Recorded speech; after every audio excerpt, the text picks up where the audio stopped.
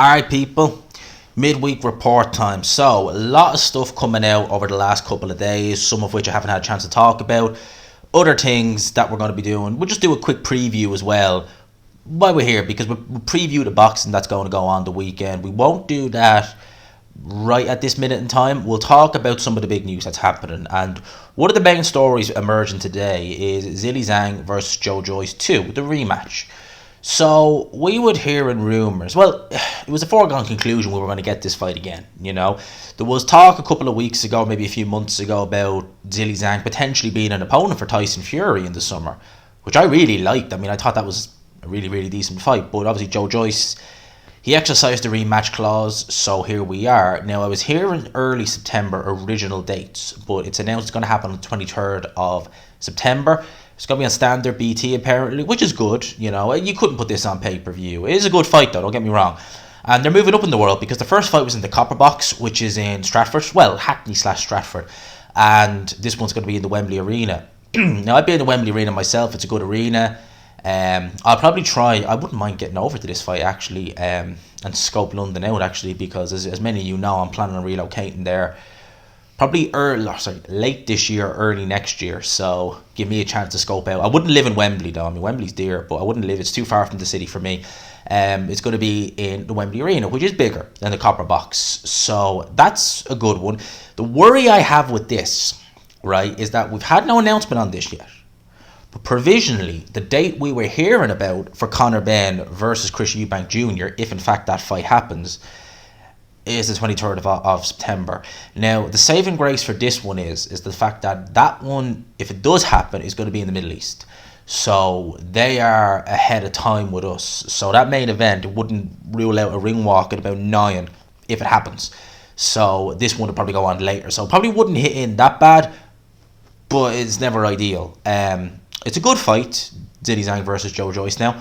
I enjoyed the first fight. It was a very poor performance from Joyce. In fact, it was really abysmal.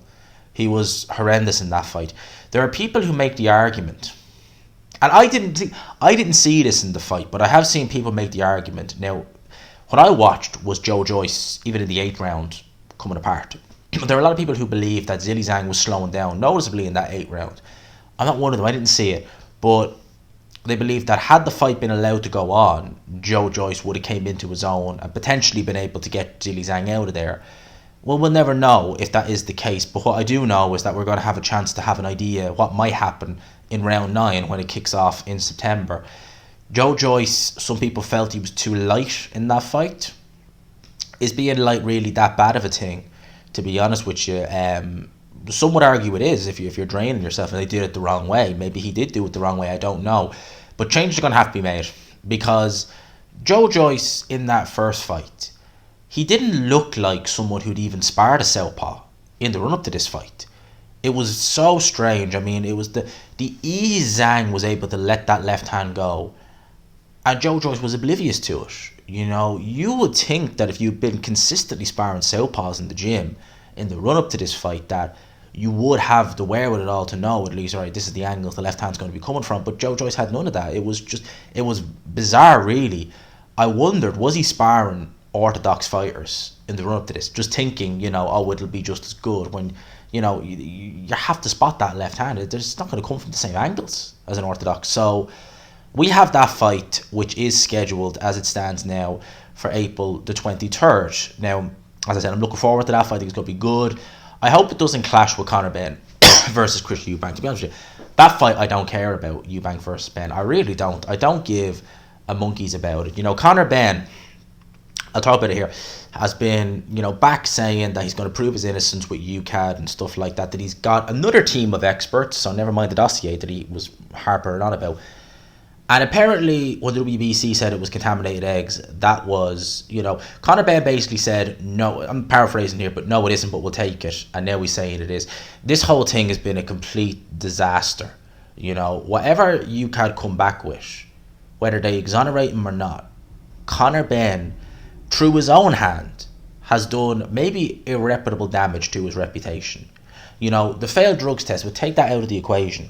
The way he's behaved like a spoiled, entitled little brat. There's no other word you can use to describe it. Anyone who thinks that is not the case is just completely out of touch. He's behaved like an entitled little brat, as has Eddie Hearn. And I think that that's rubbed people up the wrong way. It has. And I think that that's going to take some coming back from. You know, this whole Conor Benn situation, at the end of the day, he's been out of the ring for well over a year now. So if UK do come back and say, we find you guilty, but we're going to backdate you until August next year, by which stage you've already served it. It is a ban in a sense, although normally their bans are a bit more strict than that, but you never know, wait and see.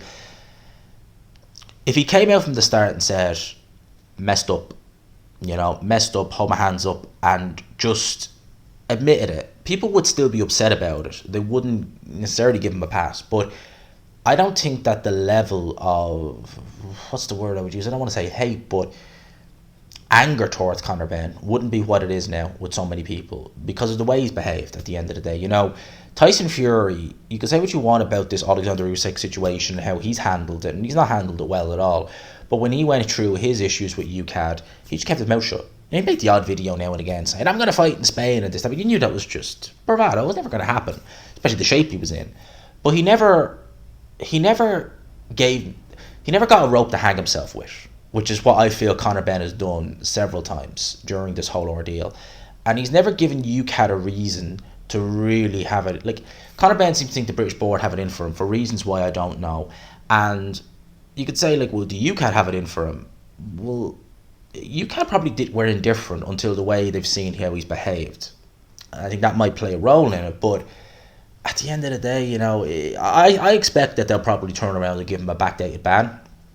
You know, at the end of the day, like, he has lost roughly, how many months is that now? Roughly 15 months, thereabouts, 15, 16 months. It's a big layoff, it has. But he's young, you know, he's still in his 20s, I think he's in his late 20s now, so it's not going to hinder him as much as it would be if it was someone in their early 30s. That would hinder him. But we'll wait and see what happens with this. You know, at the end of the day, Conor Benn is what Conor Benn is as a fighter. He's never going to be a world champion. He's never going to be a world beater. And I think that Eddie Hearn is not a stupid man. He knows that. He knows that Conor Benn makes a lot of money, though. And Eddie Hearn wants more money for his shows, as all promoters do. So he is going to be trying to make the fights that make the most money. That's what he's going to be doing. You know, Conor Benn can say what he wants, that I'm ready for world titles and this, that, and the other, etc., whatever. But against Boots Ennis, Stanionis, you know, the Virgil Ortiz of the world, he would struggle to last even 4 or 5 rounds. Eddie Hearn knows that. And he knows he's not going to make any real money from them fights.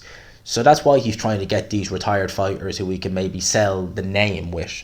And that's what he's trying to do for Conor Benn. At the end of the day, Conor Benn, I wouldn't say he'd be around in 4 or 5 years' time as a boxer. I think he will take an L, maybe multiple L's, and then just sail off.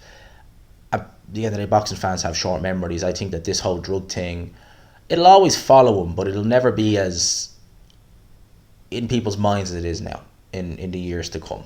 You know, so that's the situation there. In terms of some of the other stuff that's going on with Hearn at the minute, we'll preview real quick Dalton Smith versus Sam Maxwell, which is on this weekend. Now, I don't know, is Hearn selling this card as a next gen show?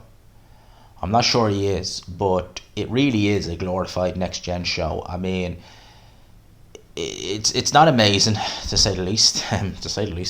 It's not an amazing card, really, but I am interested in Dalton Smith versus Sam Maxwell. You know, Sam Maxwell, a decent amateur, fought Lomachenko in the amateurs, fought in the WSB and those kind of things. He never really massively impressed me, did Sam Maxwell, as a professional. And that fight he had against that guy, what was his name? Sabir Sadriri, I think is how you pronounce that. I think that's the fight. I'm pretty sure that is the fight. Yeah, it was the fight where he got battered from pillar to post, and this guy's been stopped 3 further times since then, Sam Maxwell, and he's been stopped by guys. One guy stopped him in the second round in his last fight back in May, who was 6-29, and this guy he looked like George Foreman in there with Sam Maxwell, and only he showboated in the end and got clipped and taken out. He would have given Sam Maxwell an L. Sam Maxwell got stopped obviously last year on that Probellum card, one of the very few cards Probellum ever did put on, against that Mexican guy Menez, And Sam Maxwell's just looked like a jaded fighter. I mean, he is only 34, but he looks older than that. He really does. He looks like a jaded fighter. So I think Dalton Smith should win that fight with relative ease. Obviously, we got Pat McCormick. I'm keeping an eye on. You know, Hopey Price as well. Hopey Price is kind of, like, he's okay. Is Hopey Price? He's alright. He's alright. But I'm still not going to be waxing lyricals about him just yet. Some of these guys, Lewis Sylvester, Beatrice, however you say that, it's a female fight. I've never heard of this girl who was a good lord. Yeah, I haven't heard of most of these people who are on the undercard. So look, we'll have a look at this the weekend. But Dalton Smith versus Sam Maxwell, I will be looking forward to watching that. Now, in terms of some of the other stuff Eddie Hearn's been on, he's been on Boxing Social giving interviews. They seem like his new favourite platform now to give interviews with. Coogan has been, Coogan's been left out in the dark for Boxing Social these days. But Eddie Hearn has declared that Joshua now has, this is interesting, has removed the rematch clause from the Dillian Whyte fight, as Dillian Whyte requests. However, he still doubts that Dillian Whyte will actually go and sign the fight. That's very interesting, isn't it? He can remove it if he wants. And I wonder will what Dillian Whyte's done there create a precedent now with fighters, where if Bob Arum, Eddie Hearn, Al Heyman, Frank Warren say, two-way rematch, even if it's a non-title, or one-way rematch, I should say, for a fighter, it's like, no, I won't. And if they want the show to go ahead, especially with, I think time-wise, it's really helped Dillian Whyte in terms of getting that off. The fact that we're into July now on Saturday, so it's a quick year, but it's helped Dillian Whyte in the sense that they don't have that much time, so it's a case of, fine, do what you want, we'll take it out. But they can't do it, and I'd like to see a lot less rematches go. I would, because as far as I'm concerned, voluntaries, yeah, makes sense, perfect sense, understandably so, but for just any kind of fight, really, do you need a rematch that bad? Really? Why? So they've got rid of that, but he doesn't think Dillian Whyte will sign it. Eddie Hearn, for the longest time now, has never really, him and Dillian Whyte have never been adversaries per se. They've always kind of had a professional relationship, but they've never been the closest. From what you can see from the outside looking, they've never been. Eddie Hearn's been close with some fighters, but Dillian Whyte and him, there's never been that kind of closeness there that you see with him with some of his other fighters in the past. It's always been a professional relationship, and I think with Eddie Hearn, he's alluded to the fact throughout the years, this isn't a new thing, it's been going on for a while now, that Dillian Whyte at times can be difficult to work with. But he was making Eddie Hearn money, so the difficulty was probably worth it. And he still obviously is a little bit difficult to work with, maybe a lot more difficult than I know. I don't know, I'm not in the team, but he seems to be someone who, if he wants it one way, it's going to be his way regardless. I mean, we saw how Dillian Whyte wasn't happy with Hearn when he didn't win the purse bid for the Fury fight, and we saw how he behaved in the run to the Fury fight by just refusing to do any media work at all to sell the fight. So Dillian Whyte is a very much he strikes me as someone who, and this is not, I don't think it's a disrespectful way in the sense Dillian Whyte's Dillian Whyte is a road man, but he does strike me as someone who, if he doesn't get his way, he's prone to throwing his toys out the pram. He seems to be that sort of way. It's like it's my way, I want this, well, you're not getting it, well then I'm not doing anything. Okay, fine. It's like you're playing football and it's someone's turn to go in goals and they will just dig their heels in. It's like, I am not going in goals. Fine, someone else go in goals. You get to that kind of way. You get to that kind of way with it. So we'll wait and see. What's happening. Obviously, Eddie Hearn's revealed that he had a meeting with the Saudi reps tonight or tomorrow, and they're trying to agree terms for Wilder versus Joshua in December or January. Because obviously he's mentioned in January, and obviously December was the main date on people's minds. But obviously it was announced today that Tyson Fury won't be fighting Alexander Usyk. Certainly not in December anyway. Frank Warren has said that it may possibly be postponed till January. Who knows? So Fury is in the process of making a fight in the UK, which Frank Warren said will be a game changer. Yes, a game changer. Brilliant. Stealing the game changer motto from Eddie Hearn, because Eddie Hearn was the guy calling the game changer and stuff like that. Look, I'm not going to lamber the point. Boy. Joshua Fury Usyk. I want that fight. I do. Now that we have Spence Crawford, obviously the fight, we're still roughly a month away from it, so things can change. Touch wood, nothing happens, but we basically have that fight in the bag. Yeah, we do. So we obviously want the next fight, which I think on a lot of people's minds would be Fury Usyk, if it wasn't already first. That's what we want, and let's hope that whatever we can get it done. And you know something, right? It's not just that it's Fury Usyk. I do want to see Undisputed. It's the fact that they are the two consensus 1 and 2. I've spoken Peter that if Fury vacated and fought whoever he wanted to, and Usyk could fight someone for the vacant title, yeah, we'd see Undisputed, and it would still be good to see. I'd love to see Undisputed heavyweight champion, but it wouldn't be, in my mind, it wouldn't be quite right in terms of whoever's Undisputed. It hasn't been 1 and 2. Let's say Joshua fights Wilder for the vacant title and Usyk's belts are on the line. He beats Wilder, he's undisputed. Great achievement. But you haven't beaten Fury. It's vice versa. With Fury. You haven't beaten Usyk. I think they need to. It's consensus 1 and 2. They're the two best. I don't care what order you have them in, but they're the two best. And I want to see it. In terms of Joshua Wilder, likewise, I really, genuinely, desperately want to see it. Wilder and Andy Ruiz, they've been going back and forth, and Andy Ruiz's father has said that Wilder has offered them around 70-30 per split, but they want 50-50. He said Wilder is a liar. He and his trainer want Andy to accept a ridiculous amount of money, but Andy is not a random name. He went on to say, the only thing we're asking for is a 50-50 split. We're not asking for anything else, 50-50. And we are ready to fight Deontay Wilder and give him a good beating. Wilder will suffer the same beating as Anthony Joshua. I highly doubt that very much. Will Team Wilder, if Joshua doesn't fight until December, will Wilder fight? That's the thing. And with this whole Andy Ruiz situation, it was meant to be a WBC eliminator.